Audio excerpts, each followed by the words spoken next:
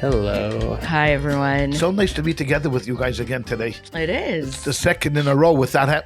Did you do someone between the other one and this one? Yeah, we did without? 4 without you. I'm just kidding. I'm joking. I wouldn't be surprised. I'm joking. No, I'm getting much less fan mail these days than I used to get. When I was gone every week, I used to get a lot of fan mail. Now I'm on once every 6 months. I get much less fan mail. It means you're the most important of all of us. Could you imagine that there used to be a time when people would actually send letters to their heroes? I know. They sit down and, dear Elvis, I love you so much. Actually put a stamp and then send it. And they would get mail. I still have a bag filled with letters that my friends and I wrote to each other after camp or whatever in the summers. Pen pals. It's so cute to read the letters. I thought you were going to say, I still have a bag of letters that I wrote to Jason Priestley and that were returned because he was terrified. I actually did send Jason Priestley a letter once. That is the least surprising news of the day. My friend just reminded me this week that we used to buy, my friend Shoshana Udine reminded me that we used to buy this magazine and we would cut out pictures of Eddie Furlong. Do you remember Eddie Furlong from Terminator 2? Yeah. I was laughing. I haven't heard his name in 30 years. We were laughing so hard. There you go. That's funny. That's fan mail. It was sweet. No, people used to get like bags of fan mail. Bags of bags. We get bags of emails. Emails are not the same. No, it's not. It's not the same. No. It's very impersonal. No. Yes. If anybody wants to write us a letter, send it to Casey Kasem. Yeah. We'll give you the address of the shoal. And you can mail letters to the shoal. The crazy Show by thing the shore. Right. The crazy thing is how much times have changed, because remember they used to have like shows where you would call and like leave a song for someone. You would like dedicate a love song or whatever. Right. Yeah. But now you just record it and you send it to the person. Like you would have to hope that the person was going to hear it. You'd have to record it on your own cassette tape. So in case a person missed it, I used to literally wait I thought somebody was going to send me a love song. I would listen every night and never got one. So I'm still dealing. My therapist said I'll get over it eventually, but that was a big part of my child. Yeah. I think they still have some of those shows. Dedication. Yeah, I think they still have it. Yeah. So I came all prepared to do the next episode of Kings. Yeah. Sorry. Apparently, I was the only one who did my homework. You were. Was prepared to talk about this, which makes you the dork. Sorry. Is that surprising to anybody that I'm the dork? That would fit very well with my my MO.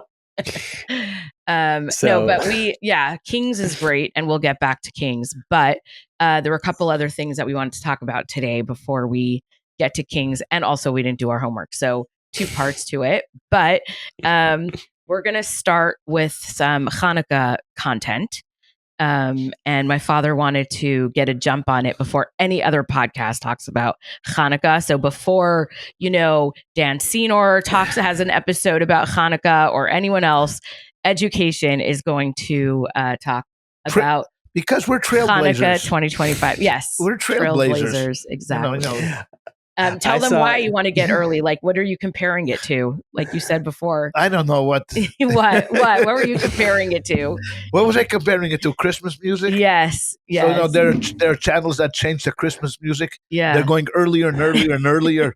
Used to be Thanksgiving was the changeover, but now it's like now it's October. Labor Day. It's Labor Day. So we wanted to follow suit and get a jump on Hanukkah. So right after Tishrei, we're going to start talking about Hanukkah. Okay, yes, good. I saw on a side note. I saw the funniest bit about this. It was Danny Polachek. Do you know the comedian Danny Polachek and Ryan Long? And he was doing this whole bit. I'll attach it to the Substack about how weird it is if Jews wanted to end the stereotype of Jews loving money. They probably shouldn't have a holiday where the main game children play is them eating their money. That's amazing. He's like, it's really weird that you have Hanukkah gal that looks like money and then you eat it. That's so funny. It is pretty funny, actually. I'm sure Candace Owens will have a whole story about why we have used Hanukkah gelt, the chocolate. She'll tie it to the assassination of Charlie Kirk in no time. She'll watch one. So hers is going to be that. Why do we have 8 days of Hanukkah presents so we can sell it to the Christian kids? Yes, exactly. Instead of one day, like they have Christmas, we can sell gifts for 8 days to make more money. Because isn't it interesting though that even though we do have, I'm sorry, objectively, I think a better holiday because it's 8 days versus one, no one cares. They still like Christmas better. It has not won over the hearts and minds of Christians or secular people. They still like Christmas better than Hanukkah. Why would they like the decorations? Why would Christians like Hanukkah? Because, like you said, it's 8 days of presents and games. The kids like it, but it's a pain in the neck for the parents. That's true, but I don't know. For the parents, this is the best. It's one night. You give the gift, you have the tree, and then you go, you eat dinner and watch football. True. Go skiing. All right. So, what are we going to talk about Hanukkah? What do we want to talk about? Let's start with, you made a comment earlier that I think we could start with that and then we'll go from there. I think most people know the story of Hanukkah. They understand the miracle of the menorah and the oil and it lasting 8 days instead of one. And we're celebrating, the miracle of the temple and the defeat of the Syrian. But I think it'd actually be good to do a quick synopsis of the story. Yeah, because I think there's probably people out there who don't know that don't know the real story. I'm sure. Okay, I'll let you do it, talk, because I feel like I'll give you some airtime. Oh, okay. Okay. So it was long time ago, when the Jews were still living in Israel. In a galaxy far, far away. Galaxy far, far away. The Jews were living in Israel, and it was conquered by the Greeks, primarily by Alexander the Great in his conquests of the Middle East. After Alexander passed away, the empire split into two: the northern kingdom, the southern kingdom. Israel was governed for a while by the southern kingdom. That means the generals and the kings of Egypt. But then it went to the northern kingdom, to the Syrian Greek kingdom. And there was a fellow by the name of Antiochus IV. To be concise, I mean, everything that we're going to say here is taken from the book of Maccabees. Mm-hmm. It is one of those apocryphal books that didn't make it into the canon. It's not part of the Torah, but we still use it as reference.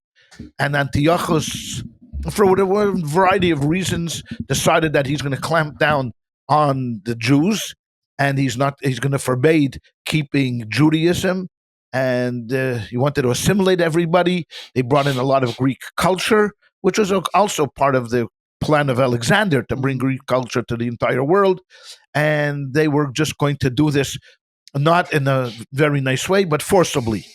Well, of course, grew up two tracts of Jews, two sets of Jews, two groups of Jews, one who wanted to accommodate the Greeks and said, hey, you know what, look, they brought in gymnasiums and then culture and sport and then health and then science, and they were willing to accommodate the Greeks. And then there were those who were not willing to accommodate the Greeks. They wanted to they were the traditionalists. Well, one day, we're jumping along.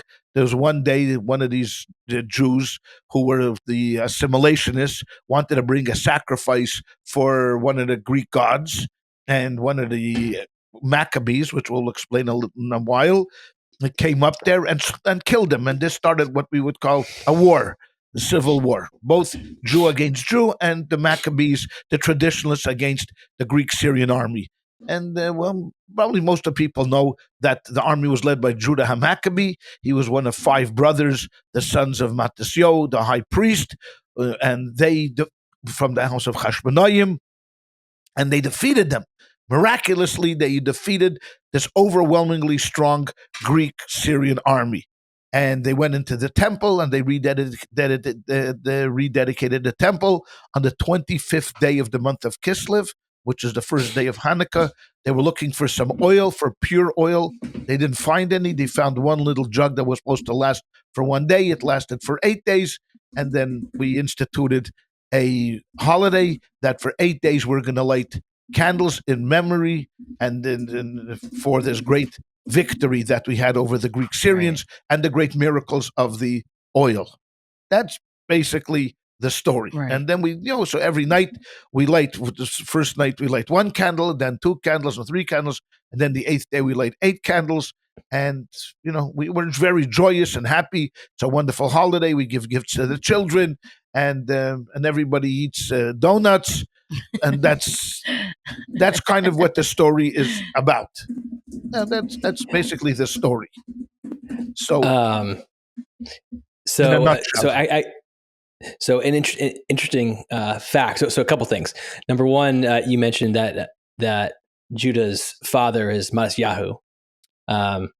So in case you're wondering where the rapper Masyahu got his name from, that's where he got it. I assume. And also there's later on there was the King Charles Martel. Who is the grandfather of Charlemagne. Right. Yes. And he took his name from Judah Maccabee, which meant the hammer. Oh. Yeah. Oh, I didn't know that's that. where that's where yeah. Wow. Yeah.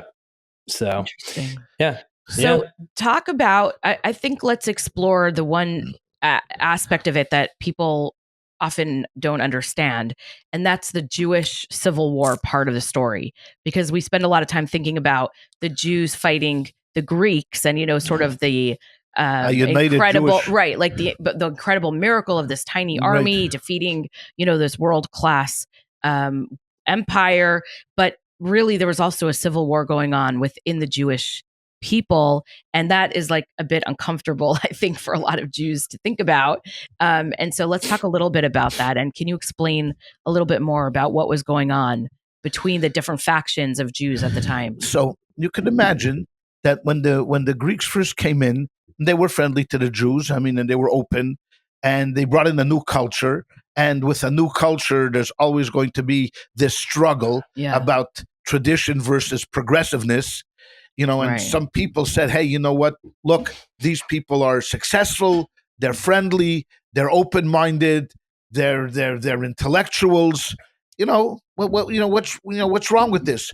I mean, we may even be able to really coexist, both have a little bit of Judaism and have a little bit of Greek culture, coming in. But the more as you start to get assimilated, the less and less of Judaism you're going to retain. Right. The more and more of Greek culture you're going to start to assimilate to, and that's basically what happened. So you had Hellenized Jews, the Messiavnim, that promulgated this idea that no, we can be Hellenists. What's wrong?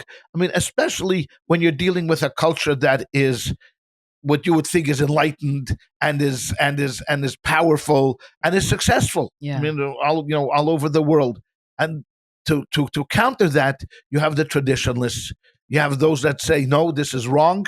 That we have to stick by what got us here, and what got us here, of course, is going to be the idea that we are loyal to the Torah and to Hashem and to the temple service and to the priesthood and all of those things. So you have this kind of a tension, going on within, inside of Israel itself.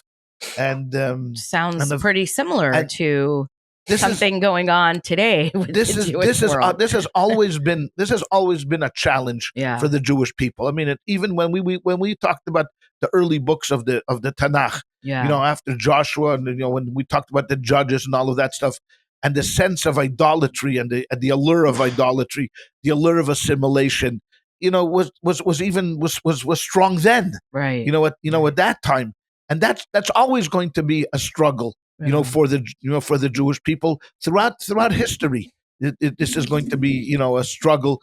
The Torah and being loyal to the Torah and being and doing all of the mitzvahs, meaning fulfilling all of the commandments, and being that kind of a person that is constantly worried about not sinning, and all that. It's hard. There's a lot of rules and a lot of regulations, and you have to be on top of it, and you want to be observant.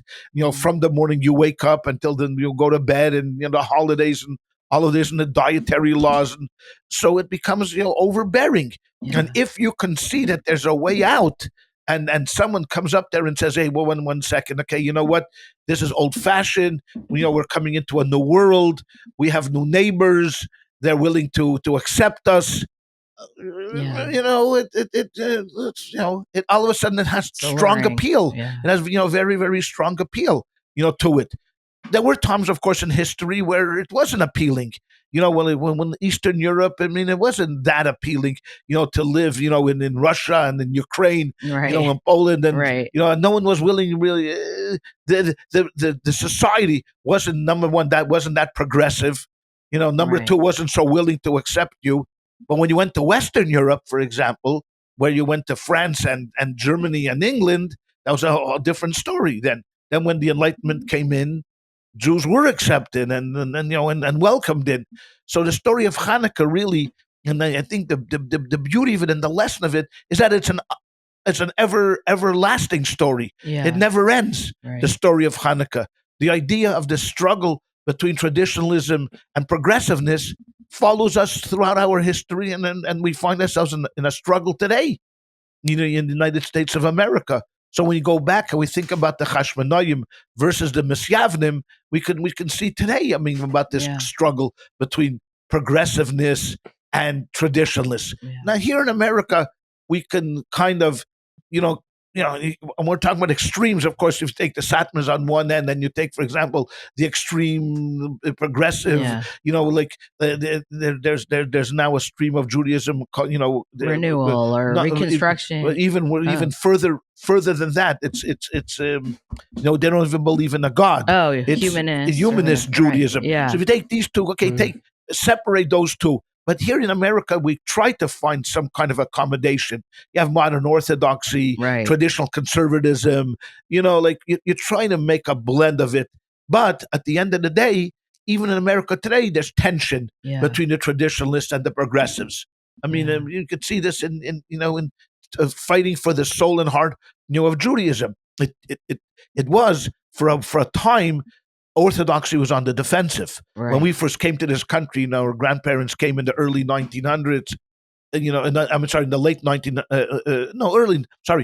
1880s, early 1900s, right. That period of 1880 to 1920, a lot of them said, America, we can assimilate, we can still be Jewish, but we can give up many of the traditions that we had in Eastern Europe.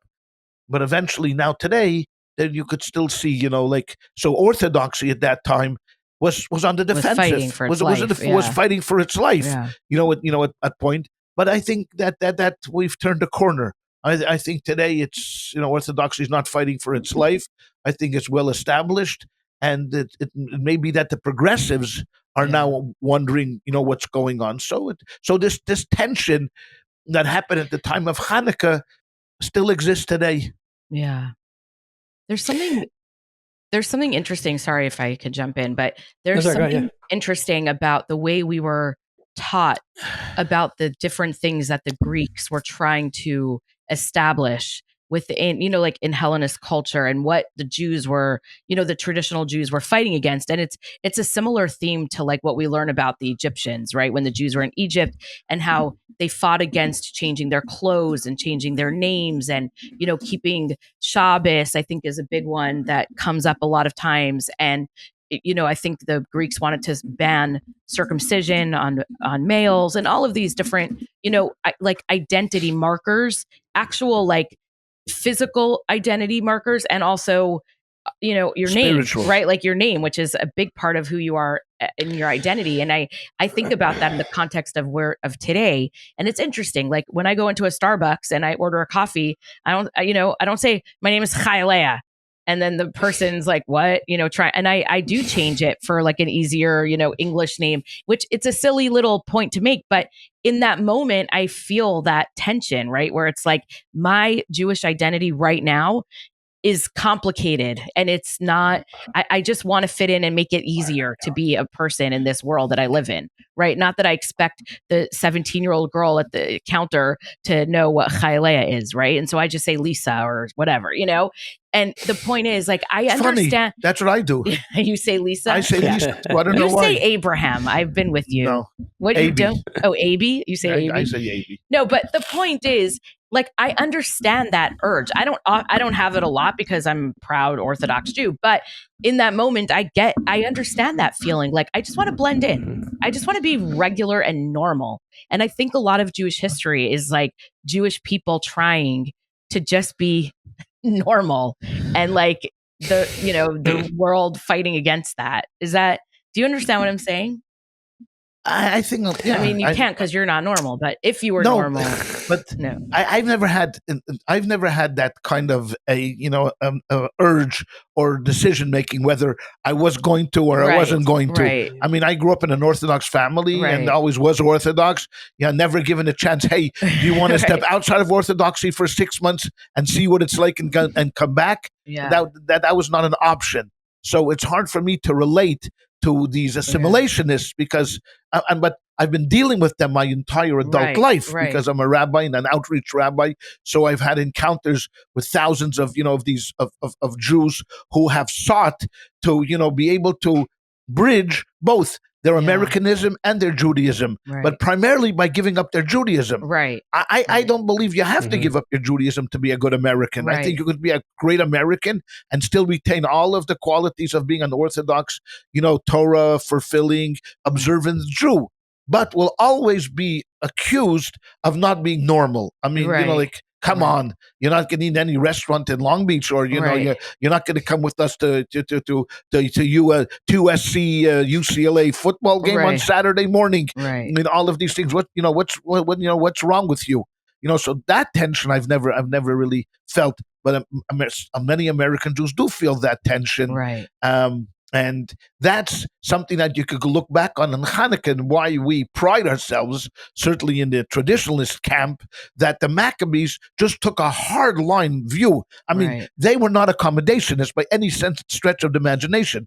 We in America think that the menorah, now the menorah talks about religious freedom and that, hey, you know what, everyone should have a right to profess or to worship the way they want to, and there should be no kind of the pressure, on them or coercion whatsoever. But that's not really what the Maccabees stood for. Right. The Maccabees stood for a pure Judaism, unadulterated, pure, 100% Torah themed Judaism with absolutely no accommodation, even to the point of where the story of the miracle in and of itself is a curious one, because if you look at Maimonides, for example, Maimonides, who is the great codifier, writes that under certain circumstances you could use defiled oil. If you don't have anything else, you could use defiled oil. They didn't want to.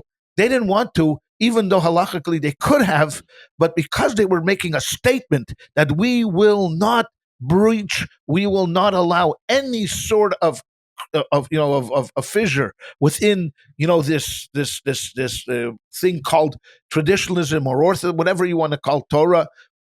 They wouldn't use the defiled oil, even though halachically you may find that they could have used. No, they could have used it. So it's not simply a matter of where we want to tell the story of religious freedom, which we all believe in. I mean, we all believe in, and I'm all for separation of church and state. Yeah. Like the government shouldn't involve itself in religion, and we don't want a national religion, but let's be honest that this story of the Maccabees is not simply one, where they were running with George Washington and and Thomas Jefferson, were leading the charge, of religious freedom. I mean, they were very, very, very strong in their beliefs, and that's why they were to me, that's why they were successful. Besides the fact that they had what we would call home court advantage. Right. I mean, Judah Maccabee and his little army, they knew every crevice, they knew every hole, they knew every cave, within Jerusalem and its environ, as we call it, and the environment around there. And the Greeks didn't. And number two is, they were fighting for survival while the Greeks were not fighting for their survival. And generally an army not fighting for its survival goes, what the heck? I mean, why? I mean, I'm going to die here in, in Caesarea for what? For what? But the bottom line was that Judah, Jay before had mentioned about the Maccabee being the hammer, Judah HaMaccabee, but Maccabee stood Mika Meicha Ba'elim Hashem. Who is as strong as you, O Lord? I mean, that was on That's their what shields. Maccabee means. That was on their shields, and they were willing to go out there, and they pledged to do or die. Right. I mean, this for them. So to me, it's a strong lesson that if you really want to be successful, if you want to be in the midst of a culture war, and you want to be successful, I think the only way is not without any accommodations. I mean, we all have to make accommodations. In America, you have to make accommodations too. I mean, we don't dress like Judah Maccabee dresses. I mean, eventually, over time, we got rid of those skirts that they used to wear, and we actually put on a robe. Oh my and then God. we finally got rid of the robe, and put on, I don't know, Pants. like someone's a pair of pants, and then some other thing, and then eventually we took off those pants and put on jeans. Oh my so there's God. always going to be accommodation. Don't get me wrong. I don't want to go back to Adam in the Garden of Eden either. Trust me. I mean, I'm very happy.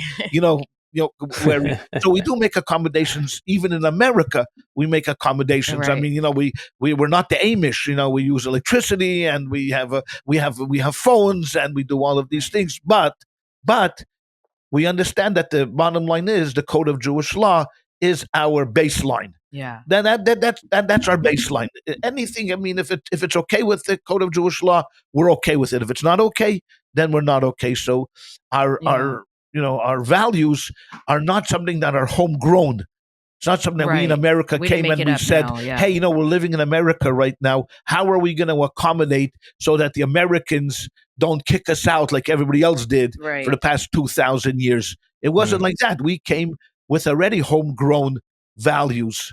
I'm sorry, we came already with values to it. How do we accommodate it in the United States of America? So the story of Hanukkah, to me, is relevant today as it was 2,000 years ago when Judah Maccabee fought. And the people who followed Judah, was that the Hasidim? Is that the start of the Hasidim? Well, what we call Hasidim today would be what started in Eastern Europe in the 1700s. That's what we would call Hasidim today. Those that followed them, they were called the Maccabees. Maccabees were like fighters. They were the army of Judah, the loyalist to Torah, the loyalist to Matisyahu. But it could be that the word chesed is used for the followers of the Maccabees because it means pious. It means pious. It's a word that was used before. It wasn't created by the Hasidim. So I mean, it's possible that I think I've seen it used like in certain places. But it's not the same meaning. Okay, all right. I thought they're not the originators of the present day Hasidim. No. Yeah. Okay, all right. Because I thought I had read that the Hasidim who followed Judah would eventually become the Pharisees. Yes. That is true. That is true. That is true. So he knows more history. Yes, it's true. That is true. The Pharisees, they did become the Pharisees, and that's a whole different story there. Later on, what Jay's referring to is later on in the Second Temple era, near the end of the Second Temple era. I would say probably around the Common Era, year 0. We would pick. Judaism was split into two factions as well, between the Pharisees and the Sadducees. And the Pharisees, being as Jay explained, were the traditionalists. Right, those were the ones that believed in the rabbis. They believed in the oral tradition. They believed in all of the mitzvahs and in observing all of the mitzvahs. Versus the Sadducees, which only believed in the written law, versus the oral law. And we today, we would be the Pharisees today. I mean, that's right. That's the way it was. And we did an episode on that, so I'll link to it in the in the show notes. We did an episode on the Sadducees and the Pharisees. But I would be interested to ask Jay, since me and Chayle come from a different vantage point in Judaism, and Jay comes from a different vantage point, and we talked about this tension that goes on between being a secular Jew and being a traditionalist. And you, Jay, can maybe talk a little bit about that from your own experience of what it's like to be in America. Because I think everybody knows by now that you grew up pretty much in a secular, world, and live in that secular world. But now that you've been involved with the two weirdos here that you share a podcast with, now you're exposed to Chabad, as they would say, or Shabid, or however they explain it. So if you don't mind, can you talk a little bit about that tension that goes on in your life? Or well, it is kind of interesting that I grew up in the secular Jewish world, but where I grew up was very Jewish.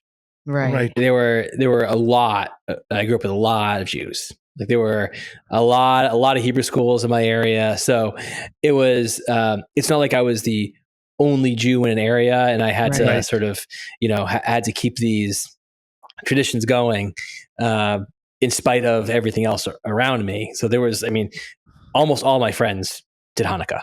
Right. So it was definitely a confluence of Jews where I grew up outside Boston. But that said,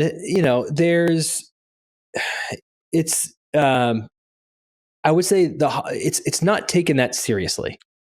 It's like the history we talked about. I didn't really learn the history of Hanukkah until I was an adult. Like it was not this, like I didn't learn the real story of what Hanukkah represented until I became interested in the history of it. Like as a kid, it was just, we had to burn oil for 8 nights, and that's why we have the menorah. That was kind of like, it was kind of, it really wasn't that important. It was just like, we knew we got gifts, and that was kind of the extent of it. So it is, I guess it is interesting from the standpoint of, I grew up in the secular world, but there really wasn't much tension because I still grew up in a very Jewish world. It just happened to be more of a secular Jewish world. And I also think that, this is probably an interesting conversation to have at some point, how the secular Jewish world has changed. Because I think that growing up in the secular Jewish world, I think is different than kids today growing up in the secular Jewish worlds. Both my grandparents fought in World War II. And, I grew up with the whole, we're not buying German cars, like that whole thing. So you're only one generation removed from those experiences, and so like being Jewish, I think was something that sort of, I think, set people apart. It was within the family's memory of being set apart because you were Jewish, which I think it, in a different way, made us more similar to like a Chabad or Hasidim in that way, because it was always forefront in your mind that you are different. I think that for Reform Jews today, because they're now, 3-4 generations removed from that, I think it's very different because like the memories don't exist of that anymore, right? That might be their great grandparents or the great grandparents in some cases. But like when you were growing up, here's a question: like when you studied, great works of literature or whatever. I don't want to be like too pretentious about it, but like, did you feel like you viewed things through the lens of being Jewish all the time? Like, was that when you were in college? Let's take college for example. Was that like a big piece of your identity that you guided you and help you make? No, it wasn't. No, not at all. Right. No, right. Not at all. Yeah. No, I never read anything through that lens. Right. That I can think of. Right. I bet that's true about many people who had a tangential education. Went through maybe a Hebrew school, but it wasn't their overwhelming experience. It was something that you did. Maybe you had a bar mitzvah. It was your life changing moment for a moment, and it was a jailbreak, and that was it. You never went back, to it, and that's again, and we go back to that's the struggle here, in the United States. That number one, to make it relevant. Because unlike in the story of Hanukkah, where you had an open enemy, so in a way it was a bit easier because it was black and white. Yeah. You said, hey, you're either with us or you're against us. I mean, there's no middle ground here. Mm-hmm. I mean, you're either in Yehudis camp or you're in anti-Yachas camp. It's and you can't jump back and forth. Here, it's different.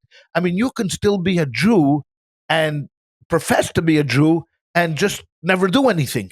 I remember there was a professor, Stephen Weinberg, at the University of Texas, a Nobel Prize winner, brilliant man, who was an atheist, but professed till the day that he died that he was Jewish. And in an interview with him, someone asked, but Dr. Stephen Weinberg or Weinstein, I'm a Jewish man, Weinberg, how could you profess to be a Jew if you don't even believe in a God? And he said, well, that's not what Judaism is. Right. Judaism is like a peoplehood. I mean, if you're born into the people, and then it gives you. So in America, it's kind of like a Hungarian goulash. Yeah. There's a lot of different moving parts. Right. To it. And if you say to somebody, hey, even the most assimilated Jew, no, you're not really Jewish. You're gonna have a fight. You're gonna have a fight on your hands. You're gonna have a fight on your hands. Yeah. Whereas in Hanukkah, it was black and white. I mean, you're either fighting with us or you're against us. There's one of the two. I mean, it's interesting because we've talked a lot about the way that Jewish culture and religion is ingrained in Jews is through experiential events, whether it's the Seder or the Sukkah or whatever, right? Like we've talked a lot about not making a theory, but really bringing the thing to life that you want to ingrain in someone, right?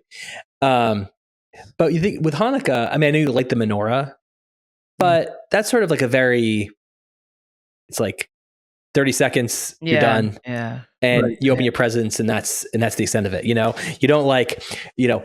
reenact a battle. Right. Which like that would probably be a better way to ingrain it, right? Is if you had, one side be the Maccabees and one side be the Greeks and you reenacted a battle. Involved. Yeah, all I care about is the elephant. For sure, riding on an elephant. Yes. But it's interesting. I think that's probably one of the reasons that what the holiday actually means is not as ingrained in people, because there is no acting out of the actual story. Right. Whereas the other holidays are actually sort of re-experiencing that. Yeah, right. So maybe we need to encourage our listeners, if you have kids, to rather than laying menorah, reenact a sword battle between Judah Maccabee and the Greeks. Tell the story, right? At least tell the story of why we're doing this. I mean, even that would be a step forward. But even that's interesting too, right? Because like on Purim, right, you read the Megillah and you have the crackers and like it's even though you're not like living out the story, like the holiday centers around telling the story, and it's you're very engaged. Like kids are actively engaged in the telling of that story. But I think you don't do that a reason. with Hanukkah. But I think there's a reason, because it's complicated. Hanukkah is way more complicated. Purim was simple. Haman wanted to murder all the Jews. He didn't care if you kept Shabbos or didn't, or if you were Orthodox or Reform. He was going to kill everyone. And so it's like a much simpler story. Hanukkah, I think, is more complicated for Jews because it's about identity more than anything. I think it's really about what we. It's actually not even about identity. I want to go back. It's really about religion, and we're not comfortable talking about religion, which ironically, as Jews. Like it's about faith, it's about tradition, but you would think in today's day and age, where people are so obsessed with colonization and all of this nonsense, I know. You think this would be the story? Like this is the story about the colonized fighting back against the colonizers, right? Right. It's true. You would think this of any of the Jewish stories, this would be the one that would be most attractive to like that type of Jew. Which is ironic, because someone just posted today a screenshot of someone writing a link to, if you want to buy Hanukkah gifts without supporting Israel, here's a link, for like buying Judaica that's not connected to supporting Israel. Like the irony of that is so. I was just gonna say, do you think they realize the irony in what they're writing? No, and because we're living under a false impression. We're living under impression because of the drama and the trauma that we experienced in Europe. We live under the impression that if only we'll be nice people, and we fit in, they'll like us. Yeah. And we brought this to America. But the truth of the matter is, it's not so, because I just recently, once again, it was reaffirmed in my head with a meme, because now everything has to be put into a meme. Otherwise, it's not real, and there's no real message to it. Right. And the meme was the picture of Trump and this guy from Saudi Arabia, MBS. What's his name? MBS walking, and the line was, "How come he doesn't have to put on a suit to come into the White House?" Yeah. Remember how we tried it, Zelensky? Yeah. Where's your suit? How come he doesn't have to wear a suit coming? He didn't. I didn't hear Trump say to him, "Hey, where's your suit, Mr. MBS?" Yeah. Why? Because he wouldn't dare. Right. He wouldn't dare say that, because they come in. This is what they profess. This is what they believe. This is what they look like. This is who we are. Not going to tell us how to dress or do anything, because they're comfortable in their skin. We're not. Right. We have to come in. And Rebman said that a few times during the Farbrengen, when prime ministers would come to the White House and be given a non-kosher meal. And he says, why? When the Arabs come, they wouldn't dare serve wine or have meetings on Friday. Right. They wouldn't even dare think about that. But when Israeli prime minister comes in, no one thinks about offering a kosher meal. Right. Why is it that way? Because we're living under this illusion, like the assimilation is the time of Hanukkah, that if you're only going to be a nice guy, a nice person, and just look like them and speak like them, they're going to say, look what nice people we have over here. Did it work out for us? It didn't. I don't think it worked out much for us after October the 7th. Now, we tried to do that.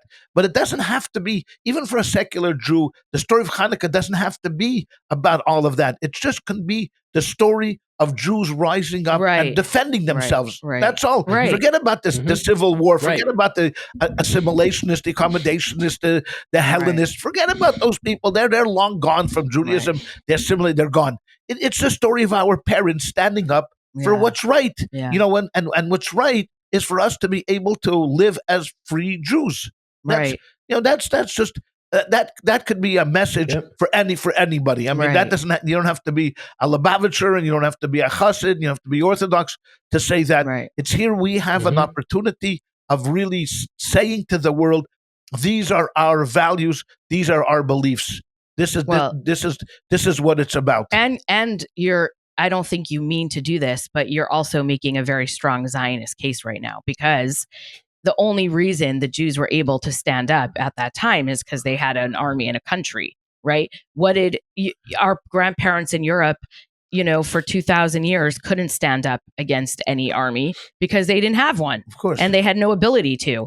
And so the case that the Hanukkah story I think in and of itself is a case to be made that Jews need sovereignty in their ancestral homeland. I mean, it's a Zionist story, I think, more than than other holidays. And anybody, the beauty of history is you can take history and direct it in any way you'd like to direct it. It's true. I mean, you could take the American Revolution and it's a Zionist story. The American Revolution is a Zionist story. I agree with you that the story of Hanukkah is a very strong Zionist story. Yeah. That, it was the land, and they fought for the land, and they drove them out of the land, and they reestablished the temple which was in the land.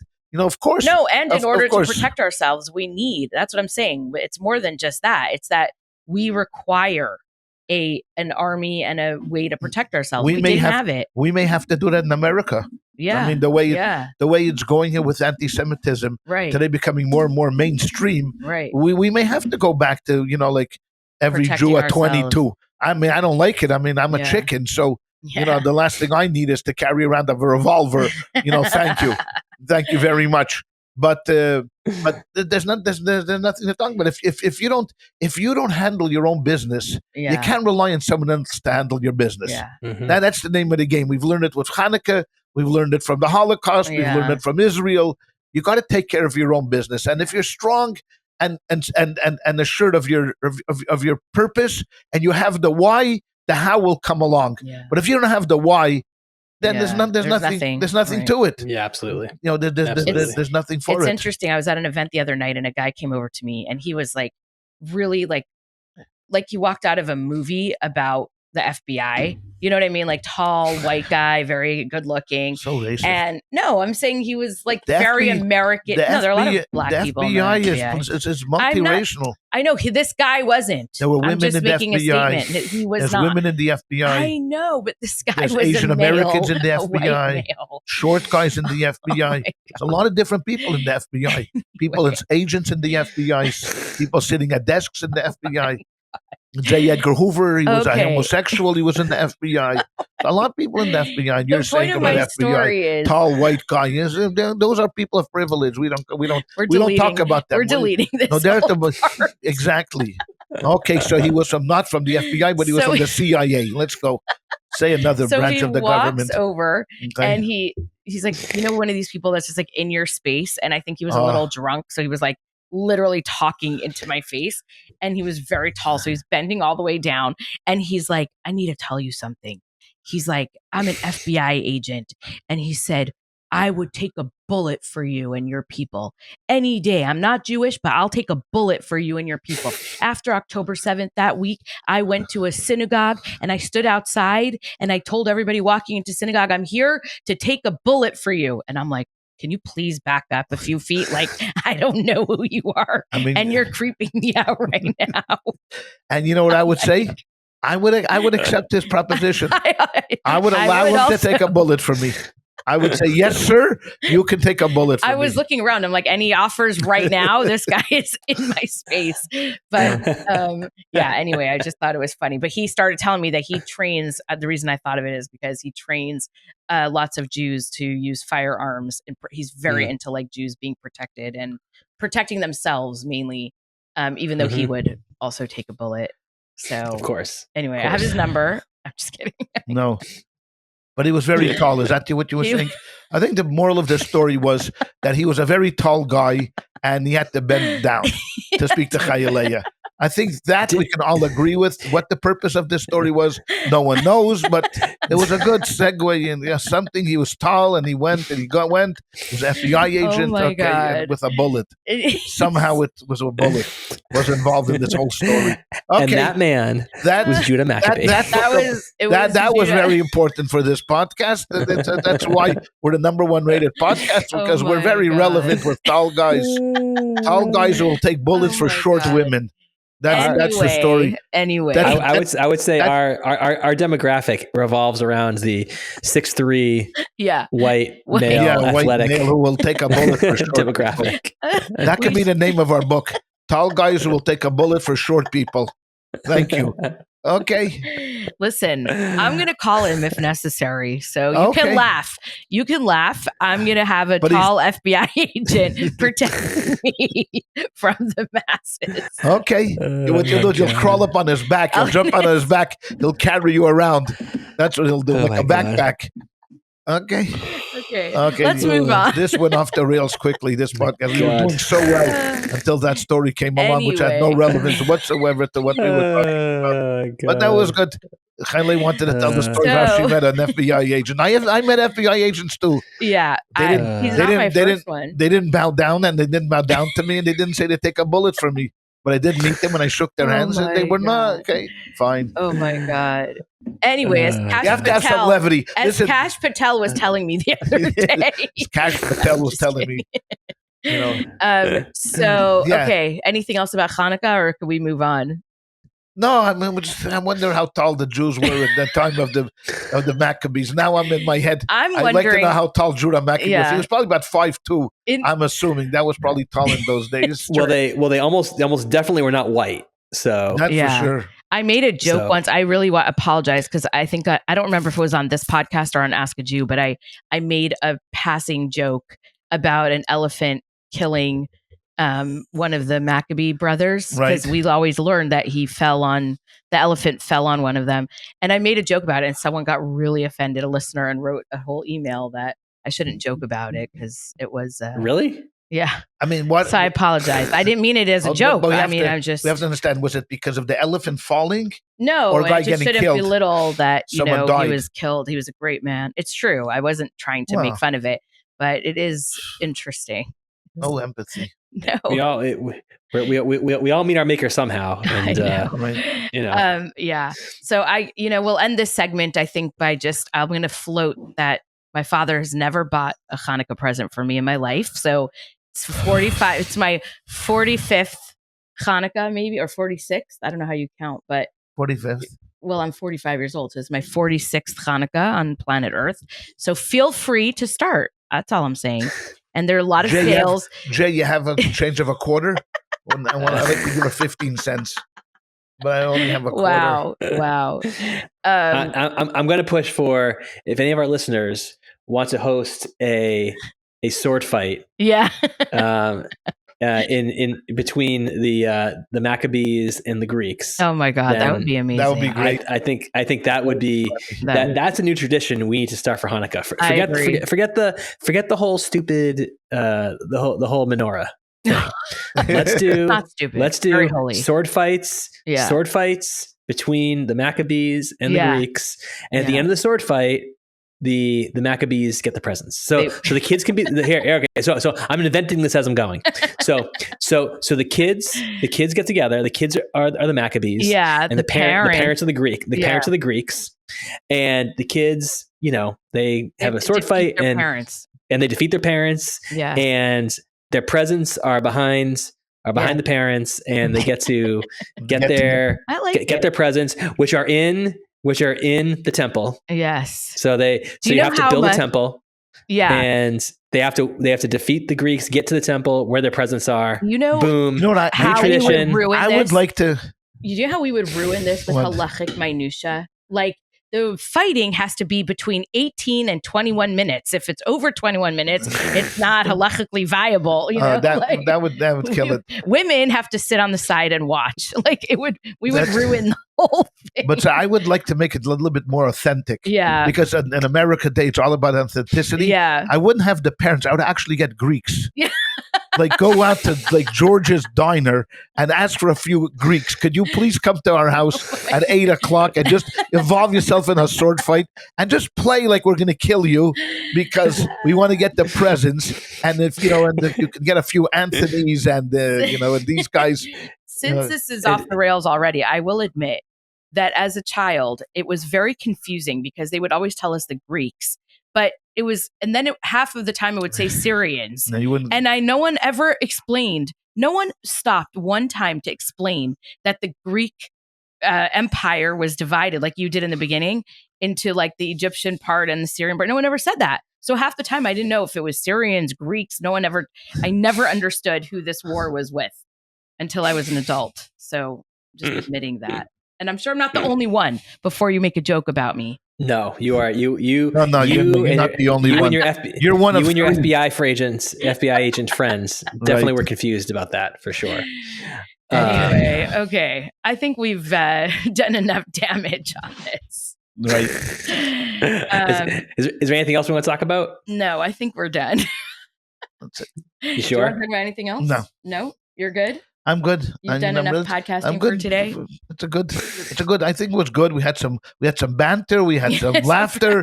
We had some jokes. Then we met some serious. I think this is what a podcast is supposed to be. It is. If anybody is up for it, we can start an education tradition. We can have an event next year for Hanukkah. Yes. Where we have a sword fight, a giant education sword fight between the Greeks and the Maccabees. We'll do and that. I think the parents. I mean, exactly. Exactly.